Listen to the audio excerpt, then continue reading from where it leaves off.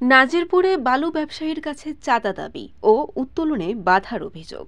নাজিরপুর থেকে প্রতিনিধি প্রান্ত মিস্ত্রির পাঠানো তথ্য ও চিত্রে ডেস্ক রিপোর্ট। পিরোজপুরের নাজিরপুরে সরকার নির্ধারিত ইজারাকৃত স্থান থেকে বৈধভাবে বালু উত্তোলনে বাধা সৃষ্টি ও চাঁদা দাবির অভিযোগ উঠেছে। এ ঘটনায় গতকাল শুক্রবার নাজিরপুর থানায় লিখিত অভিযোগ দাখিল করেছেন বালু ব্যবসায়ী মোহাম্মদ রাসেল খান। অভিযোগে রাসেল খান জানান, মধুমতি, তালতলা ও বলেশ্বর নদীর নির্দিষ্ট অঞ্চল থেকে তিনি দীর্ঘদিন ধরে নিয়ম করে বালু উত্তোলন করে আসছেন।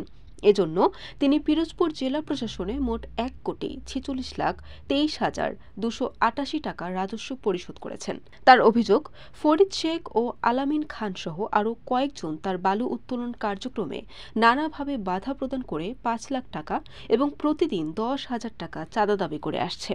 দাবিকৃত টাকা না দিলে উত্তোলন কাজ বন্ধ করে দেওয়ার হুমকিও দেয়া হয়েছে।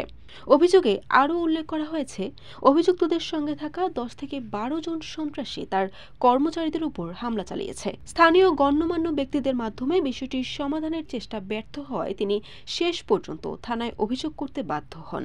এ বিষয়ে অভিযুক্ত ফরিদ শেখ ও আলামিন খান অভিযোগ অস্বীকার করে বলেন, এ বিষয়ে কিছুই জানি না এবং ইজারাদারকেও চিনি না, আর এমন কোনো ঘটনার সঙ্গেও সম্পৃক্ততা নেই আমাদের। এ বিষয়ে নাজিরপুর থানার অফিসার ইনচার্জ মোহাম্মদ মাহমুদ আল ফরিদ ভুইয়া জানান, অভিযোগটি তদন্তাধীন রয়েছে। তদন্ত শেষে আইনানুগ ব্যবস্থা গ্রহণ করা হবে। বরিশাল নিউজ।